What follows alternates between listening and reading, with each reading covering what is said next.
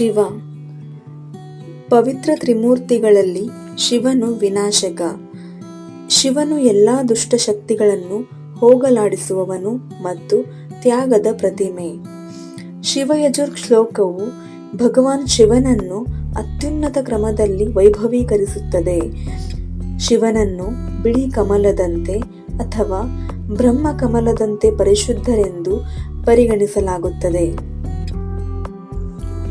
ಶಿವಯಜುರ್ ಶ್ಲೋಕ: ಕರ್ಪೂರ ಗೌರಂ ಕರುಣಾವತಾರಂ ಸಂಸಹಸ್ರಾರಂ ಭುಜಗೇಂದ್ರಹರಂ ಸದಾ ವಸಂತಂ ಹೃದಯಾರವಿಂದೇ ಭಾವಂ ಭವಾನಿ ಸಹಿತಂ ನಮಾಮಿ. ಶ್ಲೋಕದ ಅರ್ಥ: ಕರ್ಪೂರದಂತೆ ಪರಿಶುದ್ಧನು, ಕರುಣೆಯ ಪ್ರತಿರೂಪವೂ ಹಾರದಂತೆ ಸರ್ಪವನ್ನು ಹೊಂದಿರುವ ಜಗತ್ತಿನ ಸಾರವೂ ಆಗಿರುವವನು, ಶುದ್ಧ ಹೃದಯಗಳಲ್ಲಿ ವಾಸಿಸುವವನು ಮತ್ತು ಭವಾನಿ ದೇವಿಯೊಂದಿಗೆ ಇರುವವನು. ನಾನು ಆ ಶಿವನಿಗೆ ನಮಸ್ಕರಿಸುತ್ತೇನೆ.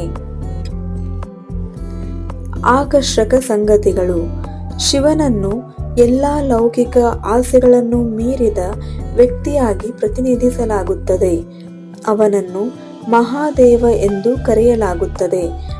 ಅವನು ಯಾರನ್ನೂ ಭೇದ ಮಾಡುವುದಿಲ್ಲ ಮತ್ತು ಎಲ್ಲರನ್ನೂ ಸಮಾನರೆಂದು ಪರಿಗಣಿಸುತ್ತಾನೆ. ಶಿವನಿಗೆ ವಿವಿಧ ರೂಪಗಳಿವೆ. ಅರ್ಧನಾರೀಶ್ವರ, ಅಂದರೆ ಒಂದೇ ದೇಹದಲ್ಲಿ ಅರ್ಧ ಗಂಡು ಮತ್ತು ಅರ್ಧ ಹೆಣ್ಣು ಇರುವ ಅವತಾರ. ಪಾರ್ವತಿಪತಿ, ನಟರಾಜ ಮತ್ತು ಇನ್ನೂ ಅನೇಕ. ಶಿವನು ಸೊಂಟದಿಂದ ಕೆಳಗೆ ಹುಲಿಯ ಚರ್ಮವನ್ನು ಧರಿಸುತ್ತಾನೆ. ಅವನ ಆಭರಣಗಳಲ್ಲಿ ವಾಸುಕಿ ಹಾವು, ರುದ್ರಾಕ್ಷಿ, ಅರ್ಧಚಂದ್ರ ಮತ್ತು ಗಂಗಾ ನದಿ ಸೇರಿವೆ. ಶಿವನ ಆಯುಧ ತ್ರಿಶೂಲ ಮತ್ತು ಅವನ ವಾಹನ ನಂದಿ. ಶಿವನು ತನ್ನ ಕುಟುಂಬದೊಂದಿಗೆ ಕೈಲಾಸ ಪರ್ವತದ ಮೇಲೆ ವಾಸಿಸುತ್ತಾನೆ.